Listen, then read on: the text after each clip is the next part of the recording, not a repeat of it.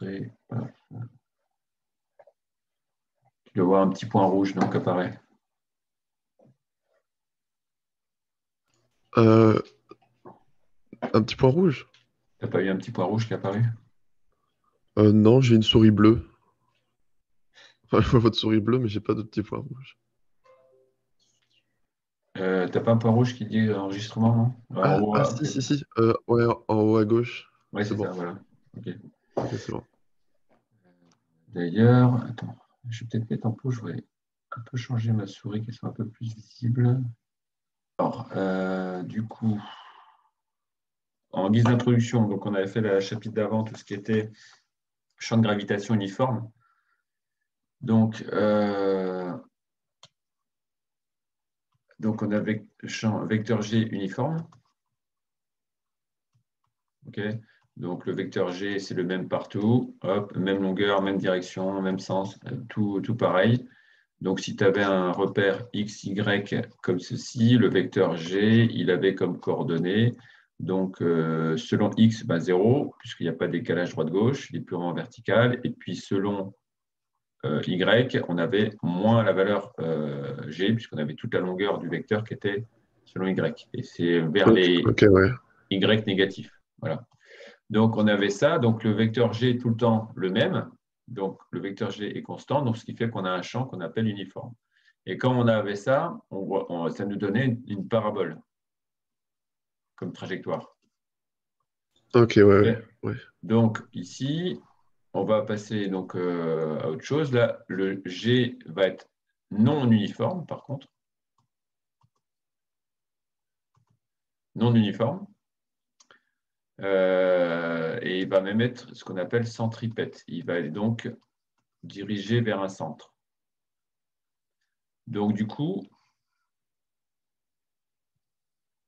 finalement, il est dirigé vers un centre. Alors c'est évidemment, ça va être le centre d'une planète. Tac. Et plus on est loin, plus il va être petit. Voilà. Donc cette fois-ci, on ne peut plus donner une coordonnée dans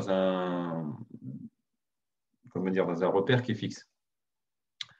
Et il va falloir qu'on change de repère. Donc ça, c'était un repère fixe, référentiel fixe, plus ou moins fixe. Donc fixe par rapport à la surface de la Terre, fixe par rapport au Soleil, ça dépend de ce qu'on prenait, le référentiel terrestre, héliocentrique, géocentrique, ainsi de suite.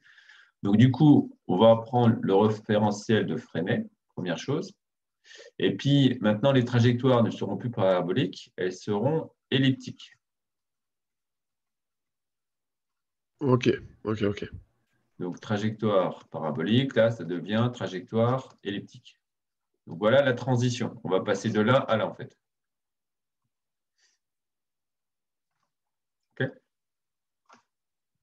Ok. Tu as pris des notes ou... Ah oui, oui, j'ai tout noté, j'ai tout noté. OK, parfait. Donc, c'est ce qu'on va voir ici pour pouvoir bien comprendre la transition, en fait. Alors,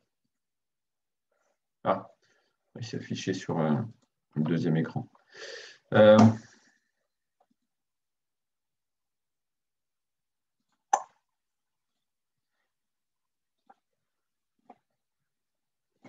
voilà.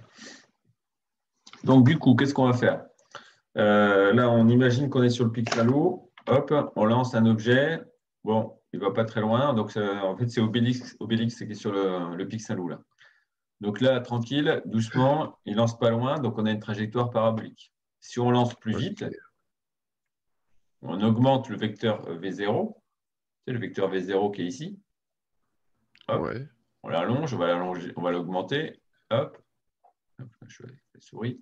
On va l'augmenter. Qu'est-ce qui se passe? Forcément, on va partir plus loin. OK.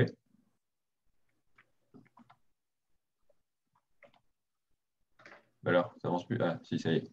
Donc, ça va partir plus loin. Ce sera toujours une trajectoire parabolique, mais qui va être plus allongée. OK. Ok. Donc, quand on est sur des courtes distances, on a une trajectoire parabolique. Parce qu'on a le champ gravitationnel qui est purement vertical. En fait, on est dans des petites dimensions suffisamment petites pour dire que le vecteur G est le même partout et il est bien vertical partout. D'accord? Ok. Ok, ok. Donc, c'est ce qu'on appelle la mécanique terrestre newtonienne, donc avec Newton, avec justement les lois de Newton. et notamment la deuxième loi de Newton, somme des forces égale ma. C'est de là qu'on est parti. D'accord. Ok, ouais. C'est pas ça que je voulais faire. Somme des forces égale ma. Souvent, on disait qu'il y avait que le poids. Le poids, c'est mg égale ma. Donc, du coup, la masse, elle est enlevée. Donc, c'est pour ça que l'accélération est égale au vecteur g. Ok. Ça, c'est un rappel du dernier chapitre. Et donc, maintenant, on va passer sur des distances qui vont être un peu plus longues. Donc, on reprend Obélix. Et comme c'est Obélix, il est très fort. Et il va pouvoir envoyer relativement loin. S'il envoie un peu plus loin, ça va aller plus loin. Et il y a même un moment donné, il va envoyer tellement loin, tellement vite, Ça peut faire un tour. ça fait le tour. Donc, on a une trajectoire qui est Ok. circulaire. Voilà, on a satellisé l'objet qui lance. Notamment, je crois qu'il y a un épisode où il envoie un javelot qui revient par l'autre côté. Okay, donc, il a satellisé le javelot, tellement il l'a lancé vite. Donc là, on n'obtient Ok, plus de ouais. trajectoire parabolique, on obtient une trajectoire circulaire. Et on est à longue distance. Et là, le champ de gravitation ici, je vais y arriver, voilà. Le champ de gravitation, là, il va vers le centre de la Terre. On est toujours à la verticale du point, mais comme on a une surface qui est sphérique, ben forcément, la verticale, elle ne prend pas toujours la même direction. La seule direction qu'elle prend, c'est le centre de la Terre. Donc, on Ok. a un champ de gravitation qui est non uniforme, qu'on dit centripète. Ok, d'accord.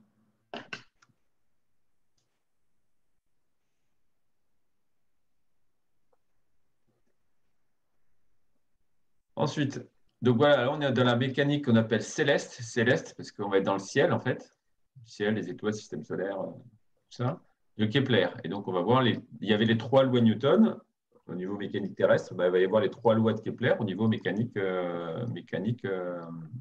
céleste. OK? Ok. Voilà. Donc, du coup, c'est ce qui va expliquer les mouvements de tous les satellites, notamment à la Lune pour nous, les satellites artificiels, voilà, comme l'ISS. Et on va partir donc là-dessus. Et donc, tu as dû voir la vidéo là, de ce cours-là. Ouais. Voilà. Bon, bah, il y avait le point de départ, là, j'expliquais. Voilà. Champ de gravitation uniforme avec Newton. Ensuite, tac, champ de gravitation centripète avec Kepler. Satellite, voilà. Donc, la même chose pour tous les satellites qui peuvent être autour de Saturne, par exemple. Ils vont tous obéir aux lois de Kepler.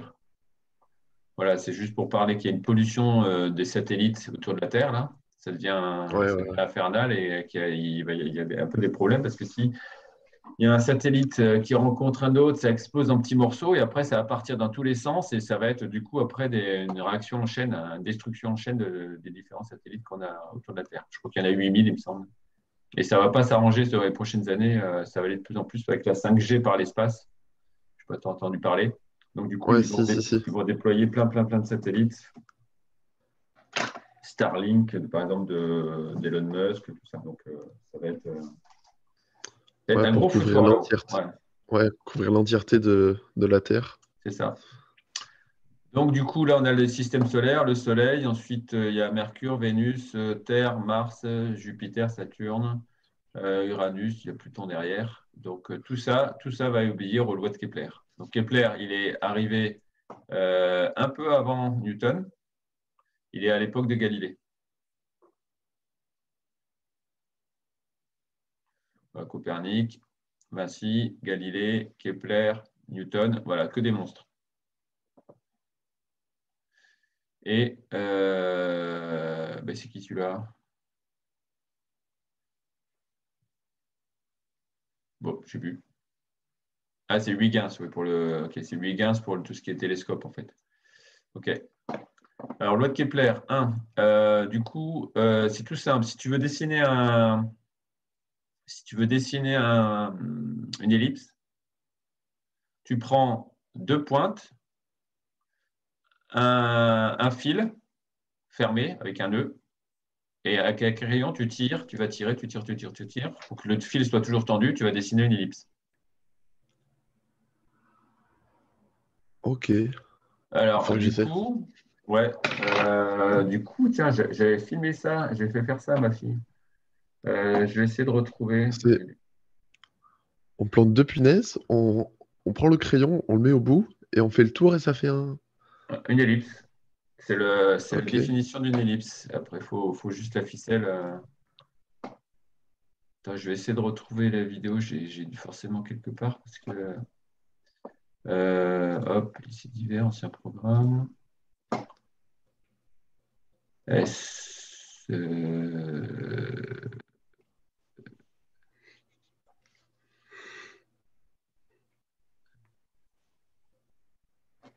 ah, c'est là, hop, cours,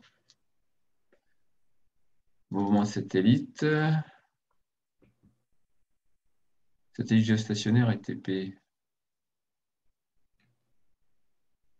Merde, qu'est-ce que j'ai fait de. Ouais, ça doit pas être ça. Ou alors je l'ai intégré. Je l'ai peut-être intégré dans la vidéo.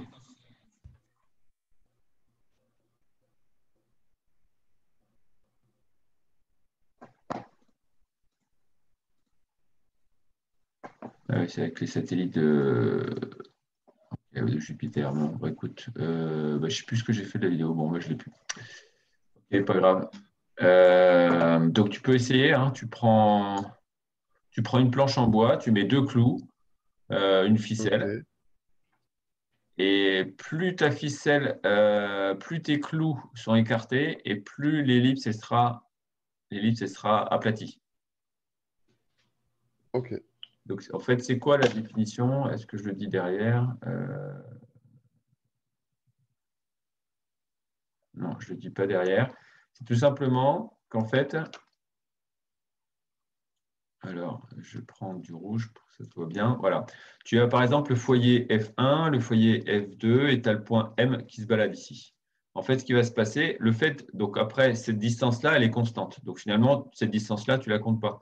En fait, c'est tous les points tels que F1M plus F2M est constant en fait. Puisque quand tu vas tendre le fil, tu vas garder la longueur qui est ici tout le temps la même en fait. Même si tu es ici, la longueur du fil va être la même. Donc c'est ça la longueur constante. Et c'est l'ensemble des points qui sont comme ça. Alors si jamais Ok. tu mets les deux points au même endroit, les deux foyers au même endroit, c'est-à-dire que les deux, tu les mets au milieu, tu obtiens le centre C. Ça te fait CM plus CM égale constante. Donc ça veut dire 2CM égale une constante, ou alors CM égale constante divisé par 2. Bon, ça fait une constante prime. Okay. Donc quand la distance CM est une constante, ben, on retrouve quoi? On retrouve la définition du rayon en fait. Rayon d'un cercle. Donc, si tu mets les deux foyers au même endroit, tu pourras le faire avec une ficelle. Ben, là, cette fois-ci, tu vas tracer un cercle. Donc, en fait, Ok. une ellipse, c'est quoi? C'est un cercle où on a les deux centres distincts, ou c'est plutôt un cercle qui est une ellipse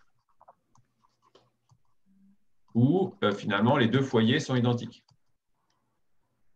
et qui donnent le centre. OK? Ok. Ok. Donc là, tu as ici le dessin comment dire, des orbites des différentes planètes. Alors, tu vois que finalement, elles ne sont pas toutes concentriques. C'est-à-dire le Soleil qui est ici, il n'est pas pile au centre de tous les cercles, en fait. Tu pourrais Ouais, prendre non, une non, non. règle et tout ça. Voilà. Notamment, on voit bien pour Mercure, c'est décalé. Donc, en fait, ici, tu as le Soleil qui est là, mais en fait, tu as le deuxième foyer qui est là. Tu as les foyers, ils sont tous les deux écartés, en fait, séparés. Et là, il Ah, n'y a ça, je rien, sais en pas. fait. Sur le deuxième foyer, il n'y a rien. Et en fait, il y a la planète, l'astre central, il est que sur un seul foyer. Donc, il y a un foyer avec l'astre et il y a un foyer qui est vide. Ok, Ok. c'est Mais surprenant ça. Hein. Ouais, mais comment ça se fait que du coup, bah, je vois pas pourquoi ça fait ça du coup. Ben, ça fait ça parce que pendant la création du système solaire, en fait, il y avait toute une masse de matière. Donc, il y a la majorité qui sont agglutinés pour faire le Soleil. Et tout le nuage qui était en rotation, ben, après, ça s'est agglutiné, mais pas forcément à des distances constantes. Et en fait, ce qui va se passer, c'est que tu as le Mercure qui va être attiré par le Soleil, mais il n'y a pas besoin que le Soleil soit pile au centre. Tu vois, là, il va y avoir la force gravitationnelle du Soleil sur Mercure. Mais c'est toujours dirigé vers le Soleil, mais par contre, ce n'est pas forcément au centre d'un cercle. Ok. Donc, tu as la force qui ne va pas être constante, parce qu'en fait, quand le Mercure est assez proche ici, la force va être assez grande, puisque la distance est courte. Par contre, quand Mercure va être plus loin, la force va être plus petite.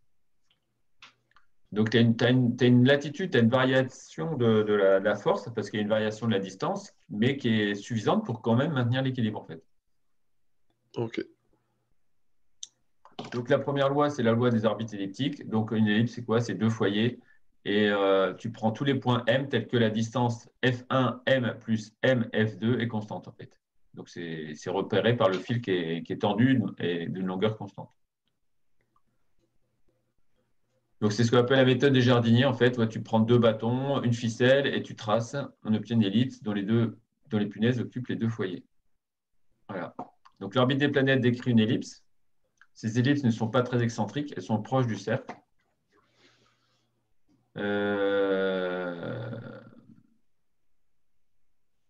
Donc, quand les ellipses sont très peu excentriques, c'est presque un cercle.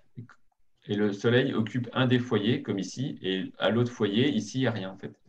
Donc, pour avoir l'autre foyer, donc tu prends le centre. Tu as le centre ici. Tu as le Soleil. Et ben, l'autre foyer, il va être symétrique. Donc, tu as le foyer Ok. F2, là, tu as le foyer F1. Donc là, on a ce qu'on appelle le grand axe. Parce que comme là, ici, ce sera le petit axe. Parce que verticalement, là, c'est plus court qu'horizontalement. Si on exagère, on pourra avoir une ellipse qui est super aplatie comme ça. Okay.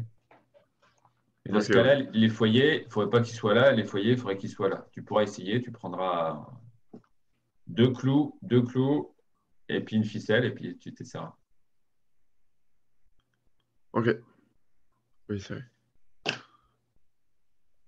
Ensuite, donc voilà, donc une ellipse, c'est sur un plan en fait. C'est plat, une ellipse. Mais il n'empêche que toutes les planètes forcément, comment dire, sur des plans qui sont identiques. On a la plupart des planètes qui sont sur ce qu'on appelle le plan de l'écliptique. Plan de l'écliptique. Et par contre, il y en a une ici, Pluton notamment, qui est sur un plan qui est décalé. C'est pour ça qu'on dit que Pluton, c'est peut-être pas une planète en fait. Ok, ouais, ouais. Ce serait plutôt Un astre, ouais. une comète, comme la comète de Halley en fait. Ok. Donc ça voudrait dire que Pluton n'a pas été créé avec tout le système solaire, parce que c'est justement le point commun de toutes ces planètes du système solaire, c'est qu'elles sont dans le même plan. Ok. Parce que quand il y a eu une rotation de toute la matière, c'est pas normal qu'il y ait de la matière qui soit en décalage comme ça, quoi. Donc ça veut dire que c'est certainement une comète qui a été captée par le système solaire, mais pas créée avec le système solaire. Ok. Ça, c'est une comète de Halley qui revient tous les 76 ans. Voilà. Par exemple, ici, donc la comète de Halley, on part de 1948, elle était là, 77, 80, 85, 86. En 86 là, 86 encore, 86. Donc pendant un an, elle a fait ça, alors que pendant 30 ans, elle a fait que ça. Donc on voit qu'il y a une Ah ouais. accélération. Ça va beaucoup plus vite ici. Et après, donc c'est très lent. 97, 90, donc là, il y a 3 ans. Ensuite, 2000, là, il y a 10 ans. Là, il y a encore 10 ans, ainsi de suite. Et tous les 76 ans, Ok. elle revient. Donc là, pareil, la comète de Halley n'a pas été créée avec le système solaire, elle a été captée euh, par la gravitation du Soleil et c'est pour ça qu'elle a une trajectoire qui n'est pas normale par rapport aux autres. Ok. Le Soleil, pour la plupart des autres, elle est plutôt centrée, quoi, pour la plupart des autres planètes. Okay. Même si ce n'est pas exactement centré, hein, puisque tu sais que maintenant, il y a deux foyers. Okay. Ok, ouais, ouais, ouais. Voilà. Donc, du coup, en fait, ce que je voulais dire ici, c'est que quand le satellite ou la planète est loin, ça va lentement, ici. Par contre, quand il est près de l'axe central, ça va vite. Donc, petite vitesse quand on est loin, grande vitesse quand on est proche. OK? Et c'est ce Ok, qu'on ok. voit, ici avec ce qu'on appelle la… Alors, je vais te le montrer avec une animation, je vais essayer de la retrouver. C'est ce qu'on appelle la loi des airs ou la loi des vitesses. C'est-à-dire, tu pars du Soleil, l'astre central, tu tires un segment, tu prends le satellite. Donc, tu as un segment qui est court ici, là, qui s'allonge. Là, tu as un segment qui est plutôt long, parce que là, le satellite est loin. Donc, en fait, quand le satellite est loin, il va se passer un temps ici, une durée qui va être identique à celle-là. Donc, ça veut dire quoi? Là, il y a même durée, mais petite distance. Là, la même durée, mais grande distance. Donc, ça veut dire quoi au niveau de la vitesse? Que la vitesse, elle accélère? Alors, la vitesse, ça n'accélère pas, c'est l'objet qui Ouais, elle accélère. augmente. Voilà, la vitesse augmente. Donc, la vitesse, en fait, en tout cas, la vitesse est grande là, puisqu'on fait un grand trajet avec la même durée. Et là, la vitesse est petite parce qu'on fait un petit trajet ici. Ok, ouais. Okay. Et en fait, ça se repère par le fait que la surface verte, elle est égale quand même à la surface rose parce qu'on a la même durée. Mais comme on a la même durée, pour avoir la même surface aussi, ben, il faut que là, il y ait plus de distance parce que là, on est court en fait. On est court au niveau du segment. Un long segment, là, ça veut dire qu'il faut un petit arc ici, arc d'ellipse. Et là, il faut un grand arc d'ellipse. Okay. Je vais essayer de retrouver une animation. Ah, voilà. C'est clair. Ouvrir avec. Merde. Alors, normalement, il faudrait que j'ouvre avec Projo.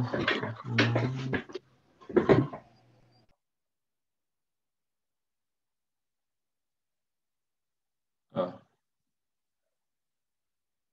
Euh,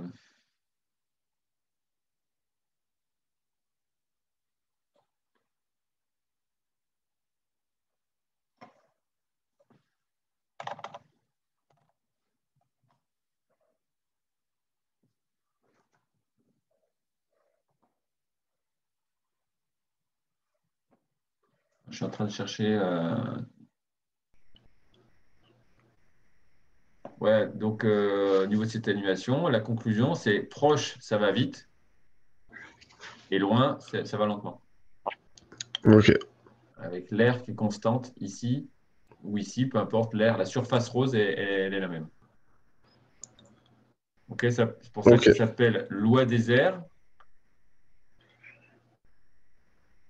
Voilà, loi des airs, donc c'est l'air, la surface du segment balayé qui est constant, ou alors loi des vitesses, bah, c'est que la vitesse, elle change en fait. Ok. Donc Ok. dans la même durée, la Terre parcourt une distance P1, P2 plus petite que la distance P3, P4. La vitesse de la Terre est donc variable sur son orbite. Alors, elle va vite proche, elle va lentement quand elle est loin. Alors évidemment, si on a affaire à un cercle, quasiment un cercle, bah, du coup la distance est la même partout, donc ce qui fait que la vitesse va être aussi la même partout. Ok? Ok, ok. Voilà, le segment qui relie le Soleil à la planète balaie des airs égales pendant des durées égales. Voilà. Ensuite, donc la troisième loi, c'est celle qui va être la plus importante ici, puisque ça va être la plus numérique en fait. Les deux autres, c'était un peu de la rigolade. Celle-là, elle va être un peu plus importante. Okay. Donc, rappel sur les mouvements circulaires ici. Voilà. Hop, j'en profite pour corriger en même temps. Vite fait, hop. Voilà. Donc, le vecteur accélération est orienté vers l'intérieur de la courbe. On avait déjà vu ça. Ça te rappelle quelque chose? Donc, le vecteur accélération est toujours vers l'intérieur du virage. Alors, quand le mouvement uniforme, il est pile vers le centre du virage, donc c'est-à-dire perpendiculaire au vecteur vitesse qui est tangent. Donc, c'est pour ça que du coup, ben, si on a un rayon qui est perpendiculaire à une tangente, ben, on a affaire à un cercle. Ensuite, mouvement circulaire uniformément accéléré. Donc, si c'est le mouvement est accéléré, ça va de plus en plus vite. Donc, ça tire vers l'avant. Il y a des forces qui tirent vers l'avant pour accélérer. Donc, du coup, c'est pour ça que le vecteur d'accélération, il est vers l'avant. Là, ici, c'est vers l'arrière. Donc, c'est ce qu'on a ici. Mouvement est ralenti. Si ça ralentit, ça veut dire qu'il y a des forces qui tirent vers l'arrière.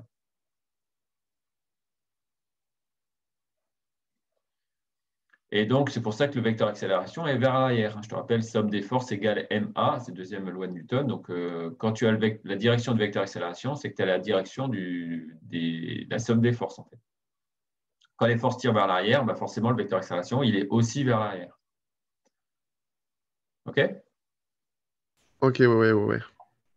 Donc, du coup, on rappelle le vecteur de Freinet. C'est un vecteur qui est positionné sur l'objet. Donc, c'est un vecteur qui va être mobile. Pas un vecteur, un référentiel qui va être mobile. Donc, l'objet, il part dans cette direction-là. Donc, du coup, on a un vecteur qui est tangentiel, donc qui est tangent à la trajectoire, et donc qui va être perpendiculaire au rayon, et le vecteur normal qui est perpendiculaire au vecteur tangentiel, justement. Donc, si tu as l'un, en traçant la perpendiculaire, tu auras l'autre. Donc, c'est n pour normal, avec un e, ça veut dire perpendiculaire, et t pour tangentiel. Ok. Okay.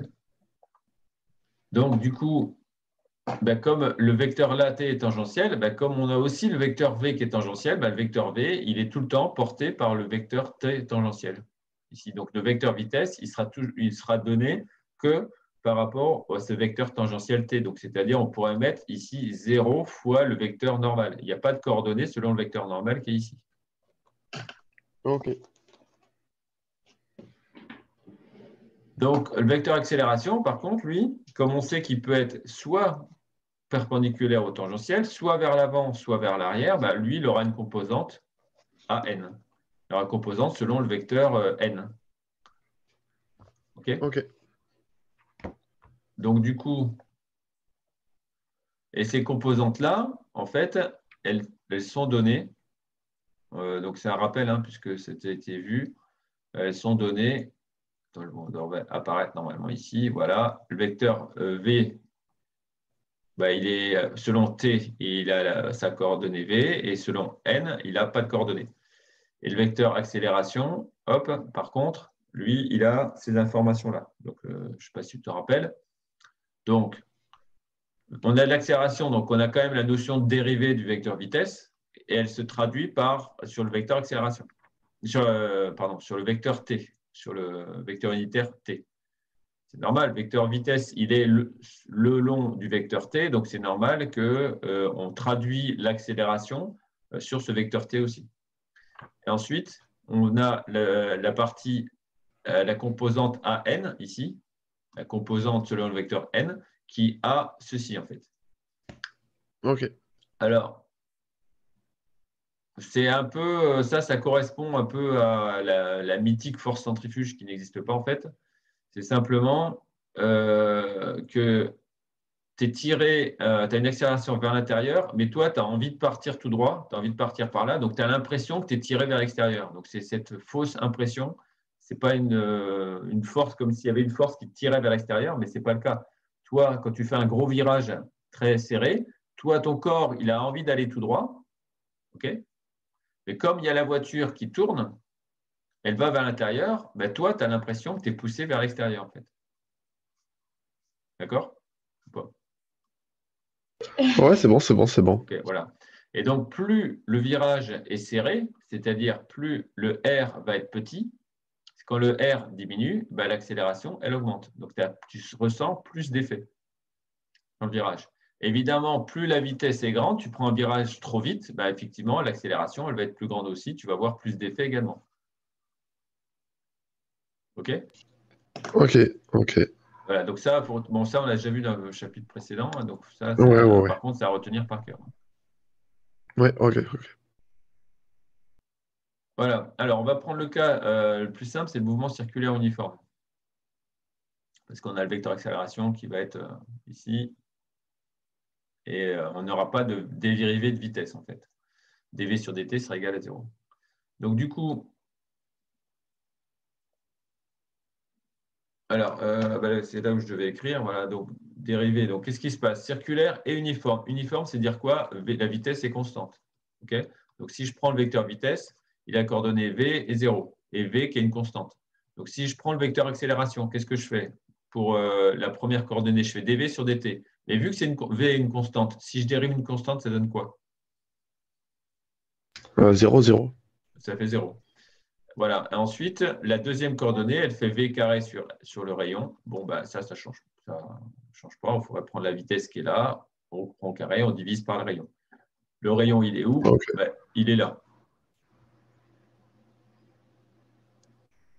OK? ok, ouais. Ouais. Donc, du coup, bah, qu'est-ce qui se passe? Vu que le vecteur accélération il est comme ça veut dire que l'ensemble des forces sera comme ça vers le centre.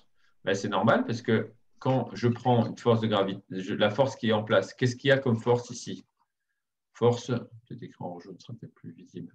Qu'est-ce qu'il y a comme force sur le satellite S ici? Donc il y a la Terre qui est là, et il y a le satellite qui est là. Qu'est-ce qu'il va y avoir comme force? Dans la force de gravitation? Voilà, la force de gravitation. Force de gravitation de la Terre sur le satellite. Donc ça va être quoi? Ça va être donc G fois la masse de la Terre fois la masse du satellite sur le rayon carré.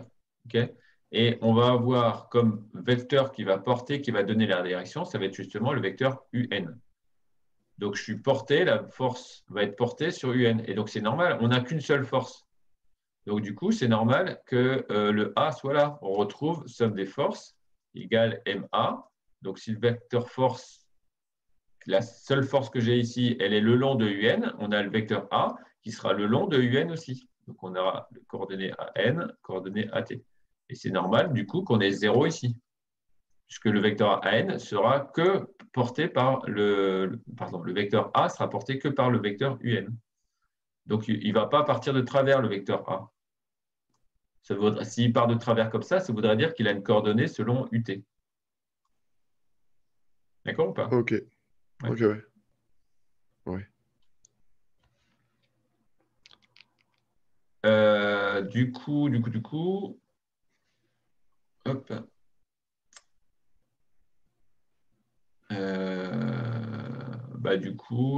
Voilà, on a finalement le vecteur force qu'a cette coordonnée-là. Donc, ce qui fait que je retrouve ici. Alors, comme j'ai qu'une force et j'ai qu'un seul vecteur A, donc je peux passer en valeur, je peux enlever les vecteurs et je me retrouve avec G mt ms sur r carré qui est égal à ms accélération. Alors, et comme je suis tout selon UN, je vais prendre l'information que j'ai selon le vecteur petit n ici. Donc, je prends ça selon le vecteur UN et je prends ça aussi selon le vecteur UN pour l'accélération. Donc, je vois que j'ai la masse du Ok. satellite qui est ici, qui va s'éliminer. Et qu'est-ce que je vais avoir finalement? Ben, je vais avoir la vitesse, j'ai masse de la Terre. Alors, j'ai du coup un sur R. J'ai un R carré, un R. Je peux enlever un R et j'enlève le carré, qui va être égal à la vitesse. Et du coup, finalement, j'aurai la racine pour enlever le carré. Donc, finalement, j'ai la vitesse qui va dépendre que d'une chose. Alors, la masse de la Terre, la masse de l'objet qui est au centre, et aussi le rayon. Ça veut dire quoi? Ça veut dire que si je me mets plus loin, c'est-à-dire que le rayon va augmenter. J'ai un satellite qui va se mettre ici, par exemple, plus loin. Le rayon, il augmente. Qu'est-ce qui va se passer? La vitesse, elle va faire quoi? Euh, c'est quoi si le rayon augmente? Ouais, si j'ai un R qui est plus grand en dessous, du coup, la vitesse, elle va faire quoi? Elle va diminuer? Oui, bien sûr. Voilà, donc en fait, quand je suis plus loin, je vais moins vite. Ben, c'est ce qu'on avait déjà Ok, vu oui, avec oui. la loi des vitesses. Quand on est plus loin, on va moins vite. OK?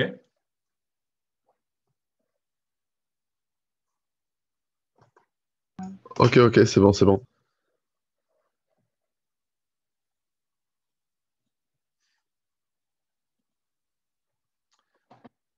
Euh,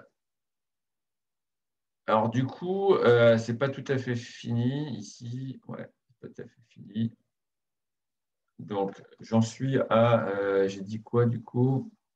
J'ai dit la vitesse est racine de g masse de la Terre sur r. OK? Alors, et en fait, on fait un tour complet. On a la Terre au centre, on fait un tour complet. Donc on fait un tour complet, c'est la circonférence. La circonférence, c'est 2π fois le rayon. Ouais, ouais, ouais. OK? Donc, du coup, la vitesse, qu'est-ce que c'est? C'est une distance sur une durée. distance sur durée. Alors, si je fais un tour complet, ça veut dire que je vais faire 2πr. Ouais, 2π. Le tour complet, un tour répété, ça s'appelle une période. Ouais, Voilà. ok. Donc, et il se trouve que ma vitesse, j'ai dit que c'était ça. Donc, si je prends cette partie-là et cette partie-là, c'est égal, pam, je les rassemble. Ça va me faire quoi? Ben, ça va faire que je vais arranger un petit peu les calculs. Déjà, les racines, c'est toujours pénible. Je vais passer au carré. Donc, je vais revenir au carré. Hop, R est égal à 4pi carré R carré sur T au carré. OK? Ok. Alors, je vois que déjà, j'ai du R des deux côtés. Le R, je le remonte. Donc, celui-là, je l'enlève. Donc, du coup, je passe cube. Ok. Voilà. Ok. Et ce qui va se passer, c'est que du coup, ben, en fait, je vais garder que les composantes qui peuvent varier. Quand je varie la R, je vais faire variété. Ça, le G, je ne peux pas y toucher, c'est la constante universelle. La masse de la Terre, je ne peux pas y toucher. Le 4, je ne peux pas y toucher. Le pi, je ne peux pas y toucher. Donc, je vais mettre ensemble tout ce que je ne peux pas toucher. Et par contre, je vais mettre ensemble à droite tout ce qui peut varier. C'est-à-dire la distance R. Si j'ai un satellite qui est plus loin, le R va être plus loin. Et la période T, c'est la durée pour faire un tour, voilà, qui va changer aussi, puisque je sais que la vitesse va changer. Alors, généralement, ça, on le retient plutôt dans l'autre sens. C'est-à-dire, on inverse tout. Donc, ça fait 4pi carré sur G, masse de la Terre. Voilà. Et ça, c'est la troisième loi de Kepler, la loi des périodes. Ok. D'accord?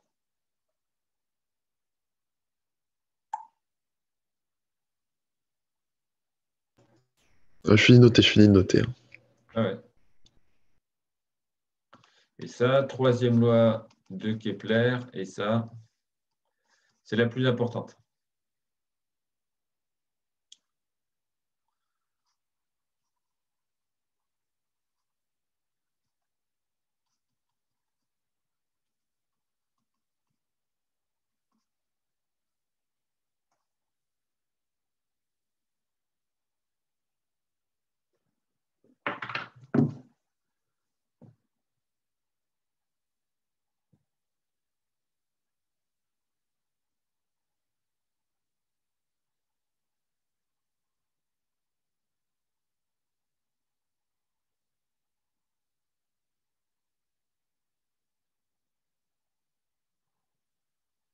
Tu me dis hein, quand tu as fini. Ah oui, oui. En bas, c'est pi au cube? Enfin, t carré sur pi au cube? Ou c'est r au cube? Non, non, c'est R, c'est le rayon. Ok. Ouais, ok. Ah, le pi, il est déjà à gauche, là, en fait. Ouais, ouais. Ok, c'est bon. C'est bon.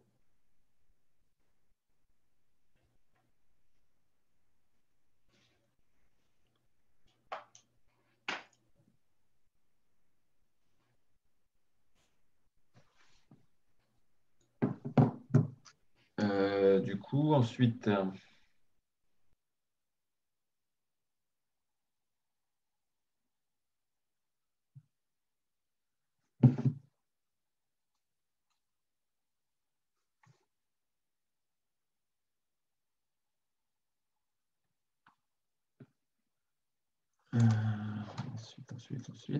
voilà. Donc, du coup, on va retrouver en fait ceci, c'est-à-dire ce qu'on a fait nous, c'est pour en fait un cercle. D'accord? Mais en fait, on peut complètement l'adapter à une ellipse, en fait. La formule qu'on a vue, ici, t carré sur rayon au cube est égal à 4pi carré sur GMT. En Ok. fait, nous, on a dit qu'on prenait un cercle avec rayon R. En fait, quand tu prends une ellipse, tu vas faire la même chose, mais pas le rayon. Alors, rayon, c'est quoi? C'est le demi-diamètre. En fait, Ouais. pour une ellipse, le diamètre qu'on va prendre, c'est le grand axe, et on va prendre le demi-grand axe. Ok. C'est comme ici, le rayon, c'est le demi-diamètre. Et ben, le A ici, c'est le demi-grand axe. Ok. Et du coup, ici, la formule qu'on a trouvée, t carré sur r au cube est égal à 4 pi carré sur g masse de la Terre. Et ben, j'ai la même chose. T carré, c'est le temps pour faire un tour complet. Cette fois-ci, ce n'est pas le rayon R, mais c'est le demi-grand axe. Mais toujours 4 pi carré sur G, masse de la Terre, ciel au centre. Alors, la Terre, par exemple, là, elle serait ici. Et là, j'ai le deuxième foyer, par exemple. J'ai le foyer F2, j'ai le foyer F1. Ok. OK. Donc, si on est dans cette configuration, le satellite, il va être rapide ici. Là, le satellite, il va aller vite. Et là, il va aller lentement parce qu'il est loin de la Terre ici.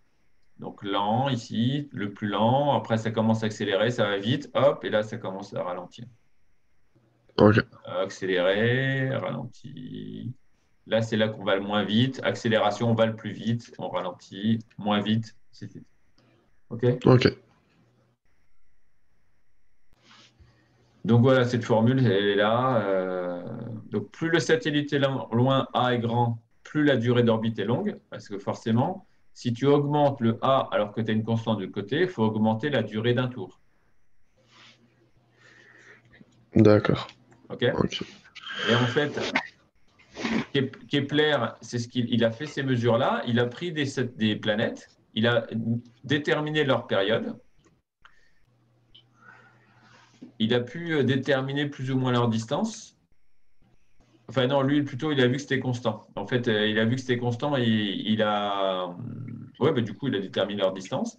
Et donc, ça permet de déterminer la masse du Soleil, en fait. Puisque quand tu connais ça, tu connais ça, tu connais ça, tu connais ça, tu connais ça, bah, tu n'as plus qu'une seule inconnue, c'est la masse du Soleil. Donc voilà Ok. la technique pour déterminer la masse du Soleil. C'est d'utiliser la loi de Kepler, en fait. Ok. Bon. Ouais. Ouais.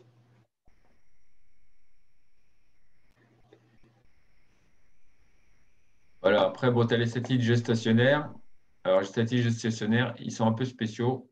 Par quoi? Alors, bon, il y en a plein. Je te laisserai la vidéo, je t'ai les donné. Le total nombre de satellites, c'est assez énorme. Voilà, on a une accélération du nombre de satellites envoyés. Voilà. Et là, je pense que ça continue d'augmenter. Là, en 2000, il faudra voir la graphique 2020-2021, on doit être encore plus haut.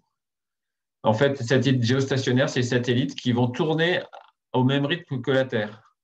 C'est-à-dire qu'un satellite géostationnaire, pendant que la Terre elle tourne, toi, tu vas le voir toujours au même endroit. Il va tourner avec toi. Donc, il va tourner forcément 24 heures. Ok. Ok. Et en plus, il va tourner sur le plan de l'équateur ici, le plan de l'équateur pour l'avoir autour de toi. Parce que s'il tournait sur un plan qui est en biais, bah, il serait côté pôle nord. Après, quand il passe dessous, côté pôle sud. Donc, tu ne l'aurais pas tout le temps au même endroit dans le ciel. Pour qu'il soit vraiment au même endroit dans le ciel, il faut qu'il tourne déjà en 24 heures et en plus qu'il soit sur le plan de l'équateur. OK? Ok. Ok. Voilà, c'est les deux contraintes qu'il a. Parce qu'il y a des satellites qui vont tourner, qui peuvent tourner en 24 heures aussi, mais ils vont tourner en faisant ça. Donc, tu ne l'auras pas tout le temps au même endroit dans le ciel. Une fois, il sera vers le pôle Nord, une fois, il sera à côté hémisphère sud. Hémisphère Nord, hémisphère sud. Donc là, celui-là, il est pas géostationnaire. D'accord? Même s'il tourne en Ok. 24 heures. Tourner en 24 heures, cela ne suffit pas. Il faut qu'en plus il faut être qu'il soit sur le plan de l'équateur. Voilà, j'insiste bien là-dessus. Bon, après les images. Donc la vitesse angulaire est la même que celle de la Terre. La vitesse est constante, le mouvement est uniforme, puisque la Terre, elle tourne régulièrement, elle a son rythme de rotation en toupie là, qui est le même, qui est tout le temps le même. La vitesse de rotation est tout le temps la même. Donc le satellite, il va avoir une vitesse de rotation qui est tout le temps la même aussi. Ok. Ouais. Et comme donc du coup, si la vitesse de rotation est la même, bah, ça veut dire qu'on a un cercle. L'orbite, elle est carrément circulaire en fait. Pour que le mouvement soit uniforme, ben, ça entraîne que ça trace un cercle. Voilà, j'ai dit là. Et sur le plan d'équateur. OK? Donc, en fait, tous les satellites-là vont tous… Donc, si tu regardes ça, bon, on applique ça. Troisième loi de Kepler. Donc, ça, ce côté-là, c'est une constante. Donc, comme ils sont tous à 24 heures, ben, ils vont tous être à la même distance. Et on a vu que la vitesse, c'était quoi? C'est racine de g mt sur r. Donc, s'ils sont tous à la même distance, ben, on peut même dire a ou r, c'est pareil. S'ils sont à la même distance a, ça c'est pareil, ça ne change pas, ben, ils ont la même vitesse, du coup, tous la même vitesse. Donc, s'ils sont tous à la même distance et tous à la même vitesse, est-ce qu'ils peuvent se rentrer dedans?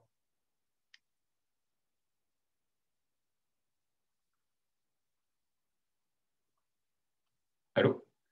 S'ils sont tous à la même vitesse, à la même distance, est-ce qu'ils peuvent se rentrer dedans? Bah, du coup, non, ils seront tous. Ben non, ils Voilà, suivent la distance. tous.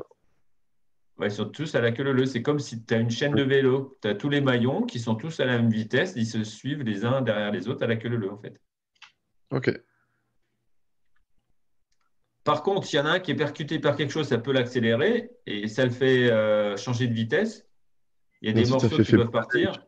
Après, ça peut taper un autre qui va taper un autre et tous les déchets, tous les débris vont taper un autre. Donc, si jamais il y a une collision à un moment donné, ça risque d'être assez catastrophique. OK? Ok. Donc, c'est pour ça que de plus en plus, ils récupèrent les vieux satellites pour éviter d'encombrer, en fait. Ok. Donc, du coup, 24 heures, ça fait 86 400 secondes. Donc, on trouve une distance au centre, 42 000. Mais comme la Terre, elle a 6 000 km de rayon, tu vois, tu fais 42 000 moins les 6 000, tu obtiens 35 786 km d'altitude. Voilà, 36 000 km d'altitude. Ah, par rapport au. À la surface, altitude. Alors, ça, c'est l'altitude. Ok, Attention. j'ai pas compris là le A. Le A, c'est la distance 40 depuis 000. le centre. C'est toujours la distance depuis le centre. C'est le A qui est Ah, là. ok, depuis le centre. Ok, ok. Alors, tu as le A, la distance depuis le centre. Par contre, ici, tu as le rayon de la Terre. Du coup, ici, tu vas avoir l'altitude. Donc, Ok, ouais, le ouais. A, ça va être le rayon de la Terre plus l'altitude. Ok. Et pourquoi 42 186? C'est 36 000 plus. Ben, c'est 36 000 plus les 6 380 km de rayon de la Terre. Non, mais c'est surtout le A, il a été trouvé par la loi de Kepler. Ok. Du coup, j'inverse. 4 pi carré sur Gm de la Terre. Si tu veux le A, qu'est-ce qu'il faut faire? Ben, il faut tout croiser. Donc, le A, il va monter, A au cube, ce qui fait que le T carré, lui, il reste. Le G, il va monter. La masse de la Terre va monter. Le 4 pi carré va croiser. Et comme tu as un cube, il faut que tu prennes racine cubique, en fait. Ok, ok. Voilà. Donc, ça, le G, c'est une constante. Masse de la Terre, c'est une constante. Ça, c'est des constantes. Donc, et par contre, le T au carré, on a dit, il faut 24 heures pour que le satellite tourne avec nous, avec la Terre.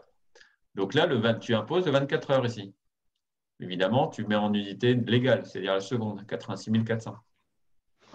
Ok. Voilà. Puis comme tu avais un cube ici, tu prends racine cubique. Alors, tu prends racine cubique, ou alors ce que tu peux faire, c'est peut-être plus simple, parce que toutes les calculatrices n'ont pas la racine cubique. Tu prends puissance 1 tiers, en fait. Tu prends puissance de l'inverse. Si tu avais puissance 3, tu l'élimines avec puissance 1 tiers de l'autre côté. Vous connaissez ça? La puissance 1 tiers ou la puissance inverse? Non, enfin, je crois oui, parce on a déjà fait un demi là pour Les racines carrées. pour les, ouais, pour les racines carrées. Eh oui, parce que de toute façon, c'est logique, parce que si tu as puissance 3, si tu veux obtenir A tout court, en fait, tu prends puissance 1 tiers des deux côtés. Parce que quand tu as une puissance de puissance, elle se multiplie. Donc, tu fais 3 fois 1 tiers. 3 fois 1 tiers, ça fait quoi? Ça fait 1. Donc, du coup, attends, je ne faut pas le prendre là, du coup.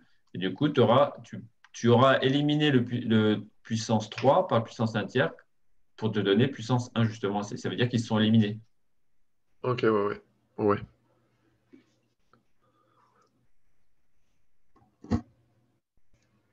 Hop, tac, tac.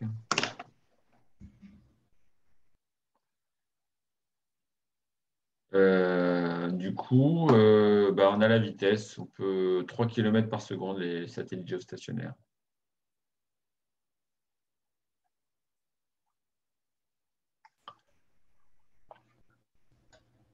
Alors, en fait, comment Kepler a trouvé cette loi-là? C'est qu'il a étudié les 4 satellites de Jupiter. Jupiter a 4 satellites qui sont Callisto, Europe, Io et Ganymède. Et en fait, il a remarqué que ces points lumineux, donc c'était simplement des planètes et toutes ils sont éclairées par le Soleil, hein, ils renvoient la lumière. Ces points lumineux, ils se baladaient à droite, à gauche, comme ça, tac, tac, tous les Ok, 4. ouais. Mais il y a Io qui faisait une petite balade, Ganymède, par contre, faisait une grande balade. Donc ça veut dire qu'ils n'étaient pas tous à la même distance. Ouais, ouais. Et donc, du coup, par moment, bah, ils étaient à droite, de d'autres moments, ils étaient à gauche. Donc, du coup, ils pouvaient trouver la durée pour faire un demi-orbite. Ou alors, il attendait 2 fois plus longtemps. Donc, c'était sur plusieurs jours, plusieurs semaines, pour que ça revienne. Donc, il savait, Ganymède, combien de temps il lui fallait pour faire un tour. Ok, ouais. Donc, du coup, on a toute une série.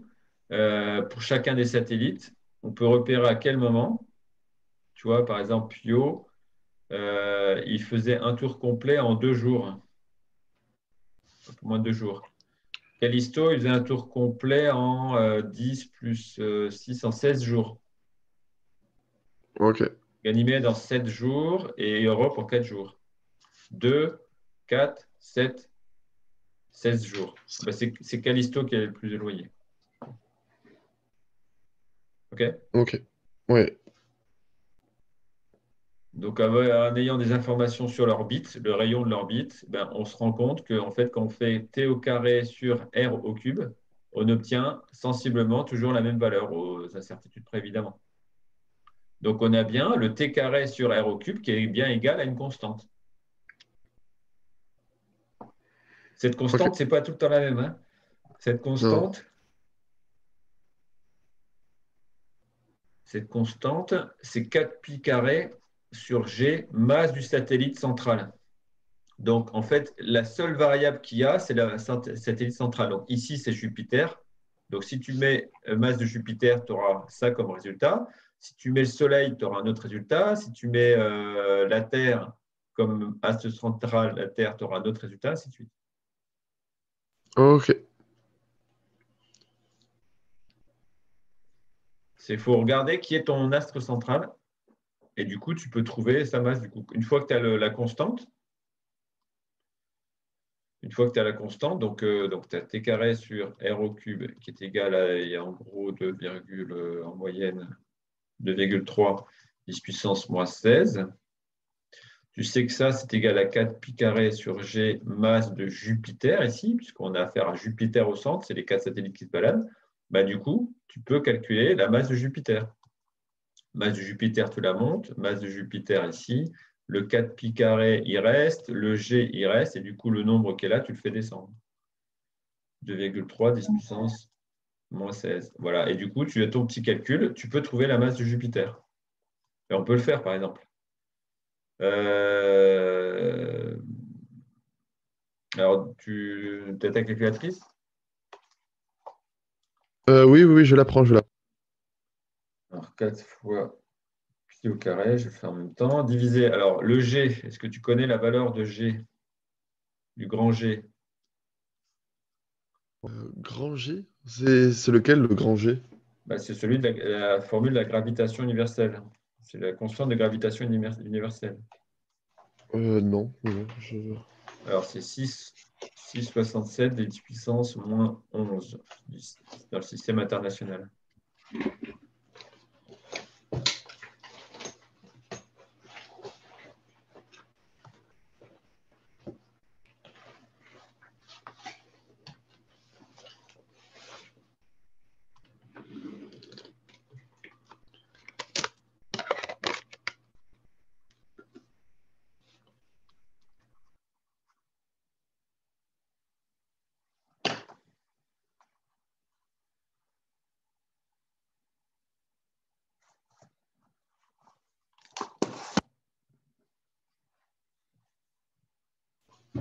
Alors, 4 pi carré.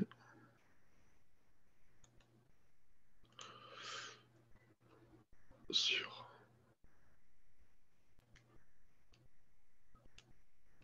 C'est x10 combien, s'il vous plaît?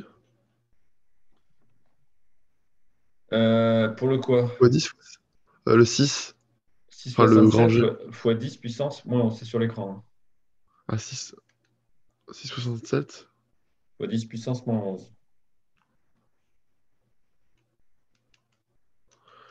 Moins 11. Ok.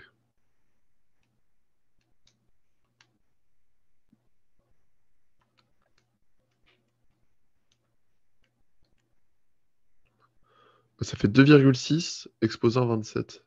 Ouais, voilà. Ok. Ok, mais c'est ça.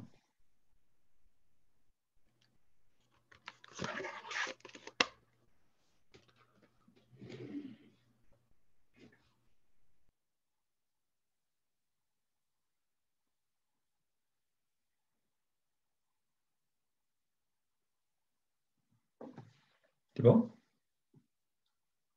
Oui, c'est bon, c'est bon, c'est bon. Ok.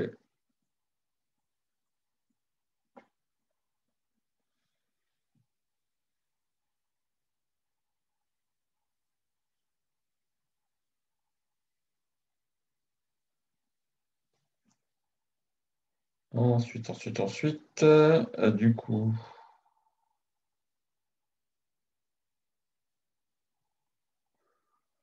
Attends, hop. Donc, on peut calculer la masse de Jupiter, bah, c'est ce qu'on a fait.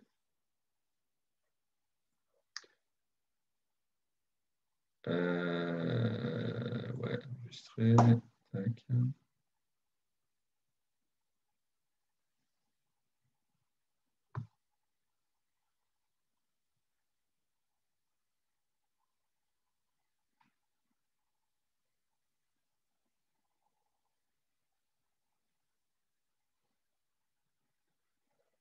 Alors, hop. Donc, on va. Alors.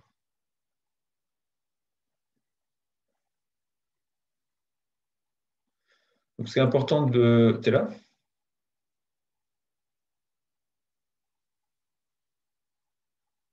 Allô? Allô, oui? Ah De oui, quoi? ok. Les trajectoires de satellites, elles sont leur plan, l'orbite passe toujours par le centre de l'astre central, hein. Ok. Donc là, c'est Ouais. correct.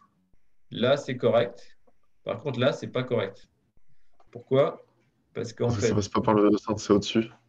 ouais, le plan il est au-dessus. Parce qu'en fait, la force qui va tirer va toujours aller vers le centre. Parce que là, le satellite, hop, la force va tirer vers le centre. Donc ça veut dire que le satellite, il devrait descendre. Donc il ne peut pas Ouais. rester en hauteur, entre guillemets. Parce que la force va tirer vers le bas. Alors que là, hop, ça tire vers le centre. Donc là, c'est bon. Ça reste dans le plan. Ok, ouais, ouais. Donc là, par exemple, ça, ce genre de satellite pourrait être géostationnaire parce qu'il est sur le plan de l'équateur. Par contre, celui-là, il ne peut pas être géostationnaire parce que son plan, il est en biais, en fait. Tu comprends? Ouais, ouais, ok.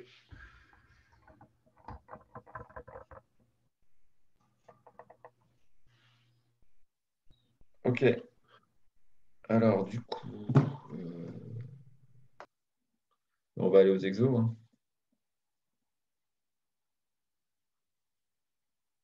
Donc, dans le livre, hein, tu pourras reprendre tout ce que tu as vu si tu veux ouais, des explications supplémentaires. Alors, c'est toujours bien de regarder aussi les essentiels, Et- les bilans. Ouais, ça résume bien. Voilà, loi des orbites. Donc, tous les orbites sont des ellipses. Demi-grand axe. Le Soleil, il est excentré, il n'est pas au centre. Donc, il est sur un foyer. Le deuxième foyer est vide, il est là. Voilà. Ensuite, la deuxième loi, c'est la loi des vitesses. L'aire du segment Soleil-satellite, l'aire balayé par segment est le même tout le temps. Ok. Donc, ça veut dire là, ça va vite. Et quand on est loin, ça va lentement. Puis après, la loi des périodes. Donc, quand tu prends des distances différentes, A, des demi-grands axes pardon, différents, tu auras des périodes différentes. Autrement dit, quand le satellite est loin, c'est-à-dire le A est grand, bah, la période va être longue, c'est-à-dire qu'il va mettre plus de temps pour faire un tour. Ok. Donc, c'est pour ça que Mercure, qui est tout près du Soleil, elle fait un tour peut-être en 3 mois, et alors que l'Uranus, qui est super loin, fait un tour en 180 ans, je crois, un truc comme ça. Ok. Ouais, ouais. Après, au niveau des formules, donc on avait ça, vitesse et racine de g, m sur r. Et puis, du coup, on est arrivé à la troisième loi de Kepler, qui est ici. Après, les satellites géostationnaires, eux, c'est des satellites particuliers. Ils mettent 24 heures exactement pour faire un tour. Donc, du coup, ils sont à 36 000 km d'altitude exactement. OK? Ok. Ok, ok. Allez, on va pouvoir, du coup, aller faire les petits exos qui sont là. Et QCM pour réviser le cours. Allez, dis-moi tout. Alors, d'après la première loi de Kepler, l'astre attracteur décrit une ellipse, occupe un des deux foyers d'une ellipse, n'est soumis à aucune force. Euh, Bah, il occupe un des deux foyers d'une ellipse, du coup. Ouais, Ouais, par exemple, bah, comme le Soleil. Ensuite, on notait la période de révolution de la Lune en orbite autour de la Terre. Si R représente la distance entre les centres de masse des deux corps. La troisième loi de Kepler s'écrit. Euh, Bah, c'est aussi la B, là, c'est T carré sur R cube. Ensuite, si les airs sont balayés pendant une même durée, euh, A1 égale à 2 plus A3.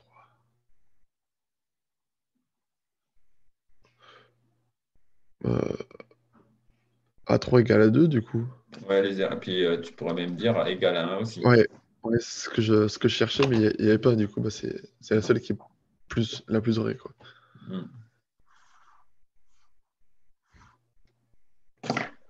Voilà. Mouvement d'un satellite. Pour Attends, décrire le mouvement- j'ai un problème, ouais, voilà. Alors, pour décrire le mouvement de Saturne autour du Soleil, le référentiel le plus adapté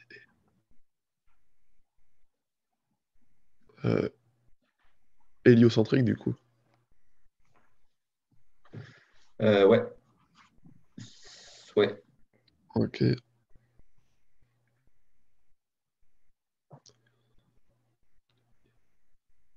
Hmm. Phase d'un satellite. C'est V égale racine de G fois M sur R, j'aurais mis. Ouais. Ouais, ok. Effectivement, si jamais la distance augmente, la vitesse diminue, hein. Quand le satellite, on le met plus loin, il va moins vite. Ok. Et là, ce n'est pas le cas. Si tu augmentes R, ça fait augmenter la vitesse aussi, là. Ok. Un satellite en orbite géostationnaire possède une altitude précise, ouais. Une période de révolution égale à celle de la Terre. Ouais.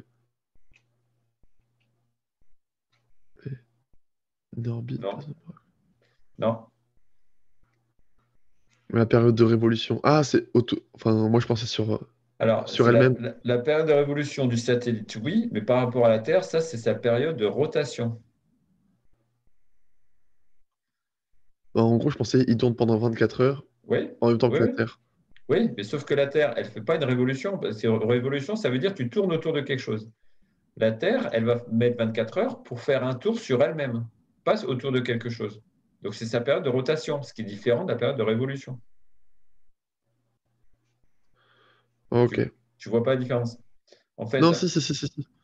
la Terre, elle tourne sur elle-même. Donc, elle fait une rotation sur elle-même, sur son axe nord-sud. Ouais. Donc, elle a 24 heures, c'est sa période de rotation. Par Et contre, le ensuite, elle fait aussi satellite, une révolution autour du Soleil. voilà, c'est ça. Le satellite, lui, il fait une révolution autour de la Terre. Alors, la Terre, elle fait une révolution autour du Soleil. Mais ça, on s'en fout. Donc, c'est la révolution du satellite est égale à la période de rotation de la Terre. Ok. OK? Ok, ouais.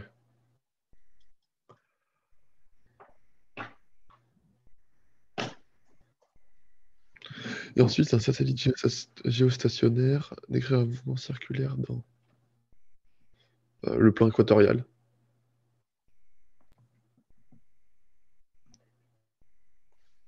Attends, j'en profite pour noter cette différence entre rotation et révolution. Parce que je l'ai en première G avec l'enseignement scientifique et du coup, c'était bien que tu fasses l'erreur. Ça m'a bien fait voir entre révolution et rotation. Ça m'a fait Ouais, la voir petite différence. la petite différence. Ouais. Donc, un satellite géostationnaire décrit un mouvement circulaire dans un Le plan plan équatorial. d'épaule, plan équatorial, oui, c'est ça. Hop, hop. Ensuite, du coup, là, c'est fini, je crois. Voilà, passer. Alors, hop.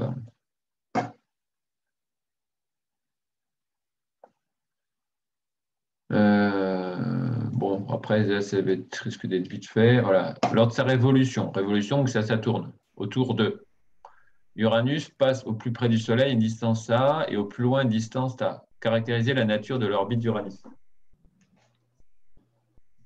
Euh, du coup, c'est une ellipse, parce que du coup, bah, c'est pas centré. Ouais, c'est ça.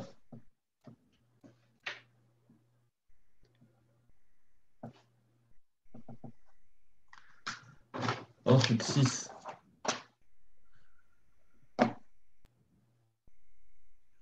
Avec la mission Proxima, Thomas Pesquet est le 10e Français à s'être rendu à bord de la Station spatiale internationale située à une altitude H considérée constante et voisine de 400 km. Schématise la trajectoire de l'ISS en orbite autour de la Terre en indiquant le rayon terrestre et l'altitude H.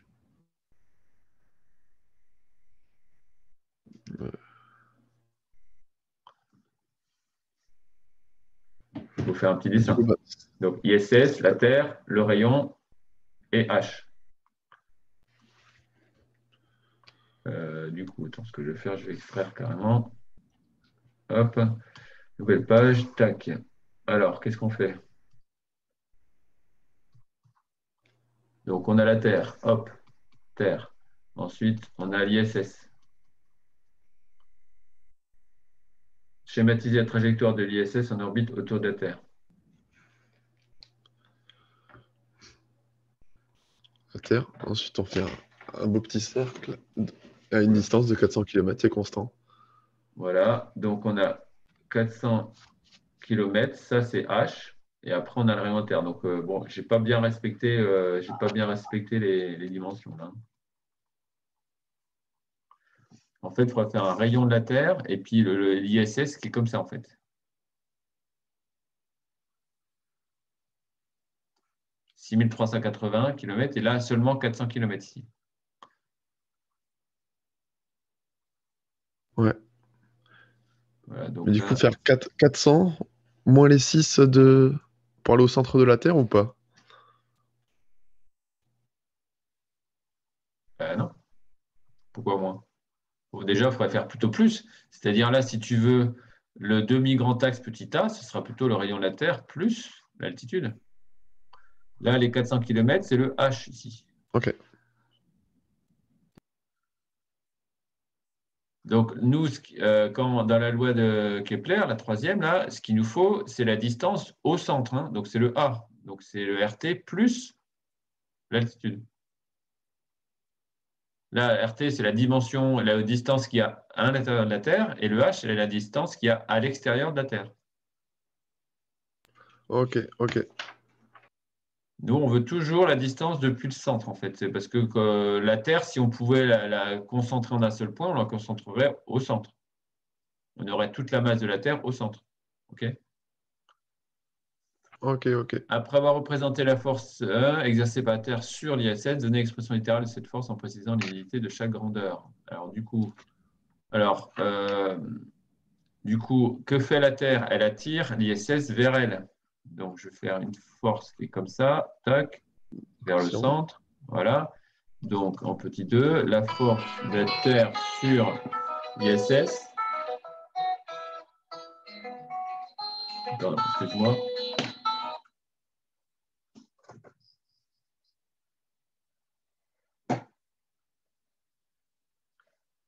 Je mets en pause. Excuse-moi. Du coup,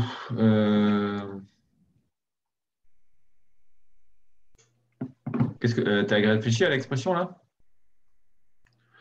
La force d'attraction sur l'ISS, enfin Ouais, l'attraction ouais. de la Terre sur l'ISS. Hmm. Bah, faut reprendre avec La MA force ou pas de. du tout? Avec quoi? Ah non, non, non, non. Euh, Bah, c'est quoi comme force? C'est quoi comme type de force de la Terre sur l'ISS? C'est force de quelle nature en fait? c'est la gravitation. Oui, c'est ça. Donc, du coup, la formule de la force de gravitation, ça va être quoi? Bah, c'est G Ouais, fois masse de la Terre fois ouais, masse ISS ouais. sur le rayon au carré. Du coup, bah, c'est. Alors, rayon de la Terre au carré? euh, Non, c'est pas. Je mettrais 400 km au carré. Tu mets juste H au carré, à 400 km. Euh, Ah non, c'est RT plus H. Eh oui, c'est Du la coup, A distance carré. toujours au centre, jusqu'au centre. Donc, on pourrait l'appeler A au carré ou plus explicitement RT plus H. RT Au plus carré. H. Ok, Ok. on ajoute les deux. Alors, sauf que là, attention, on a un vecteur à gauche, il faut absolument un vecteur à droite. Donc, ce vecteur à droite, il faut lui donner un vecteur qui est unitaire, qui ne compte pas. Ok. Et ça va être quoi, justement? Ça va être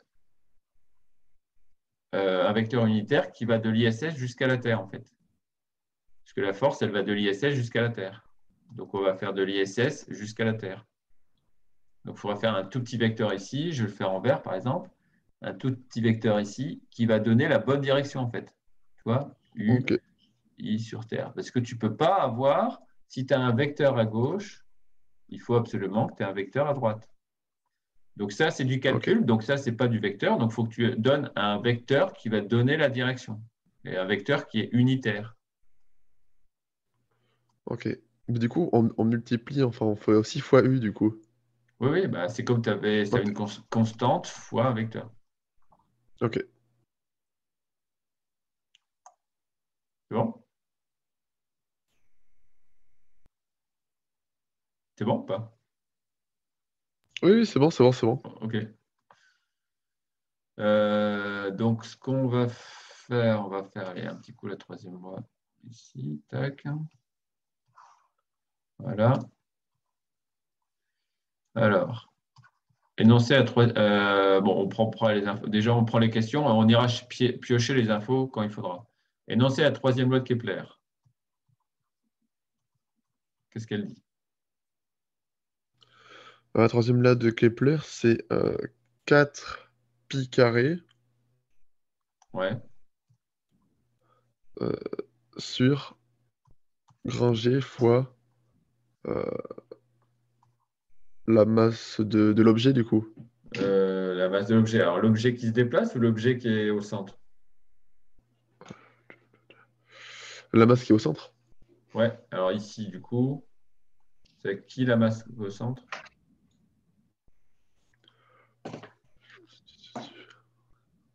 Mars. Ouais, c'est ça. Là, c'est Mars, effectivement. Et ensuite, du coup, bah, c'est égal à t carré sur, sur R cube. Ouais, ouais, R, bon, R ou petit a, généralement, de manière générale, c'est plutôt petit a. OK? OK, alors maintenant, il va falloir l'appliquer. Deuxième cas, on va l'appliquer pour.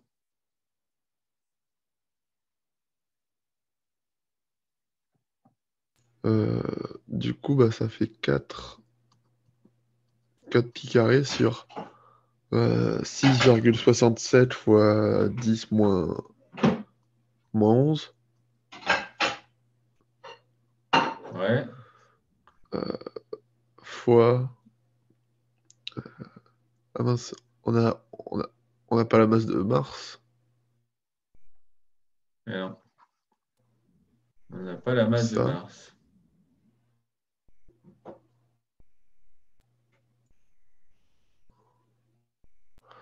Ah bah du coup, faire t carré sur r cube, plutôt.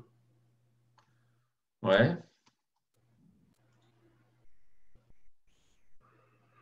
Du coup, bah, c'est égal à t carré.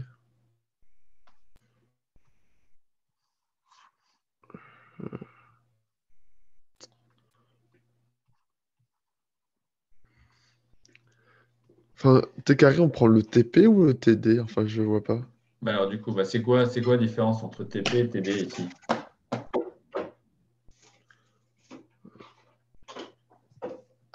Bah, il y en a un, c'est la période de révolution de Démos.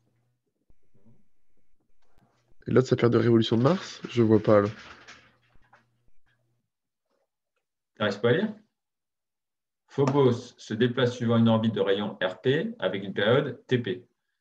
La période de Deimos, donc c'est un deuxième satellite qui est TD. Donc tu as Phobos. Phobos, lui, il a un rayon et une période. Ok. Deimos, lui, il a une période. Par contre, son rayon, on l'a pas et c'est justement ce qu'on cherche. Ok. C'est ça qu'on veut. Donc, mais tu sais que ça, c'est quoi? C'est une constante. Donc, tu peux prendre un satellite numéro un, tu auras ça égale une constante. Tu peux prendre un satellite numéro 2, tu auras aussi ça qui sera la même constante, puisque tu as la même planète centrale ici, Mars. Sauf que Ok, tu ouais, prends ouais. T1, R1, T2, R2, bon, là on les appelle RP, TP, RD, TD. Ok. Tu vois le truc? Ouais, ouais. Donc, ça veut dire qu'en fait, tu vas utiliser qu'une moitié de la loi de Kepler, tu vas utiliser que la partie droite, en fait. OK? Ouais, ouais. Voilà. Tu vas Ok. utiliser que la Du partie coup, droite et puis c'est bon. bah, du coup c'est 0,32 au carré sur 9,38 fois 10 puissance 3 au cube.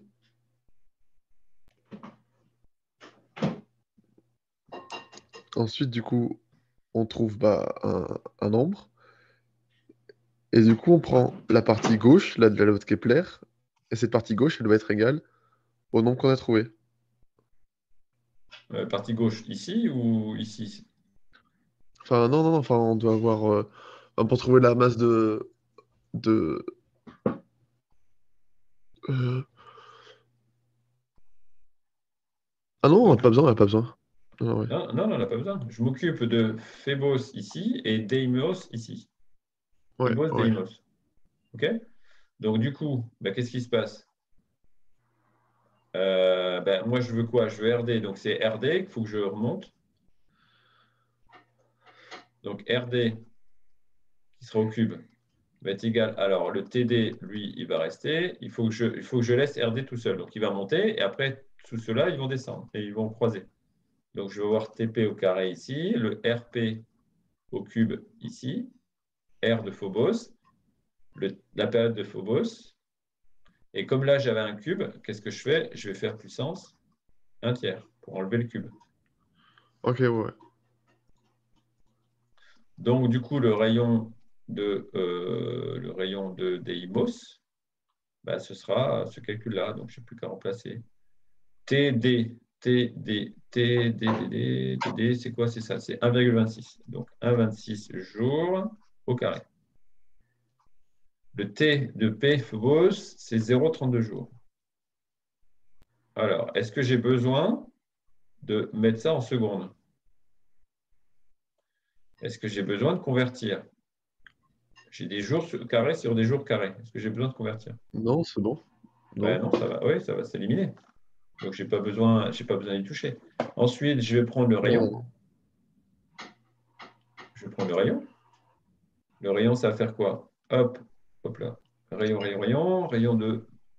C'est 9,38. Pardon, c'est pas égal. C'est un fois.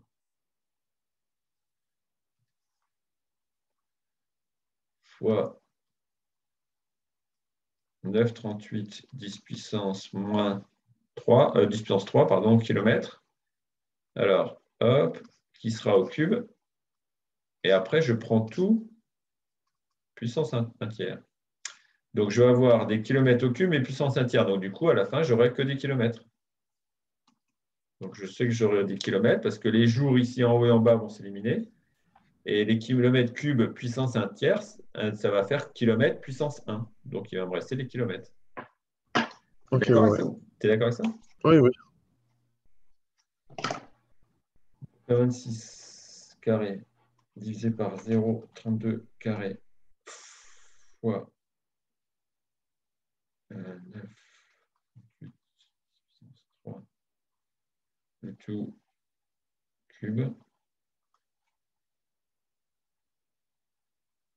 Voilà, il faut que je fasse un tiers de ça. Puissance 1 tiers, je veux dire.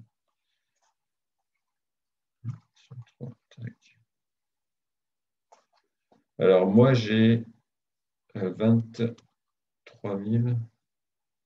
390.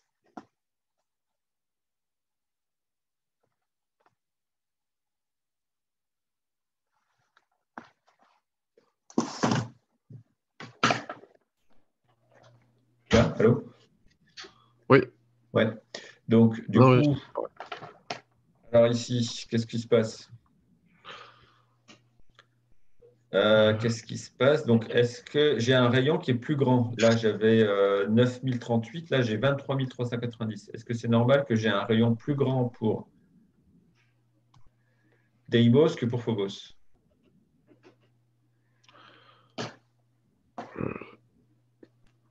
Bah oui, oui, oui, parce elle met beaucoup plus, enfin, ça est 0,32 et 1,26. Du coup, bah, c'est normal que le rayon soit plus grand.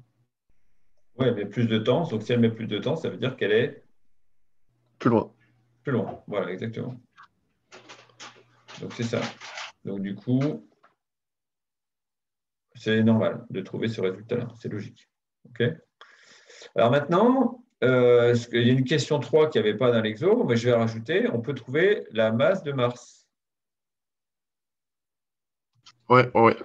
Bah, c'est du coup, euh, euh, on fait bah, TP carré sur R cube Hmm, ou TD carré sur R cube. Du coup, hmm. bah là, on a on trouve la constante. Et du coup, bah, on a juste à mêler le nombre qu'on a trouvé avec la partie de gauche. Et puis, bah, du coup, c'est bon. Voilà. Donc, on peut prendre après n'importe quel satellite. Je peux prendre le satellite 1 ou le satellite 2, peu importe, puisque le rapport, de toute façon, va être le même. Ouais, ouais. Hein. Quand tu fais la division ici ou la division ici, ça va donner le même résultat, la même constante. Donc, du coup, on peut prendre celui qu'on veut. On peut prendre Phobos, on peut prendre Deimos, Ouais, Deimos, Deimos, ouais. comme on veut. Donc, du coup, par contre, si je veux la masse, il faut qu'elle remonte. Donc, la masse de Mars,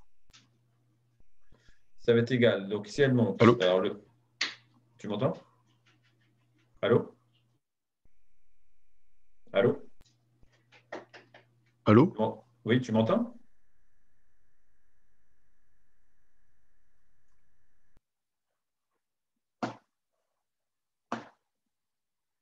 Tu m'entends ou pas, Thomas?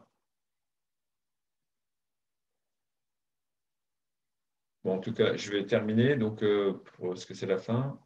Donc, Mars, donc du coup, la masse de Mars, elle va monter ici. Donc, il faut que le rayon R cube, il monte. Ouais, Thomas, t'es revenu là? Allô, oui? Ouais, tu m'entends? T'es revenu? Ah, ok, c'est bon, c'est bon. D'accord. Donc, je disais euh, que pour avoir la masse de Mars, il faut qu'il monte. Ça fait monter. Et du coup, pour la laisser tout seul, il faut que le T carré descende, le R au cube, il remonte. Donc, le R au Ah, cube, d'ailleurs, le R au cube, c'est pas là il qui va. n'y a plus d'écran, monsieur. Ah, ok. Bah oui, je pensais que je repartage du coup, comme tu viens d'arriver de revenir. Voilà. Donc, c'est bon? Ouais, ouais, ouais. Le R au Non, mais cube. du coup, bah, c'est ce Le que R je au cube, pensais il fait ensuite. On met, quoi? on met Mars est égal à 4 pi carré fois r cube. G, et le T carré qui descend. Sur gt carré. Ce qui est con, c'est que la masse de Mars, on l'a fait monter. Voilà. OK? Donc, ça fait... Tu m'entends toujours là? Bon, écoute, je vais terminer. Donc,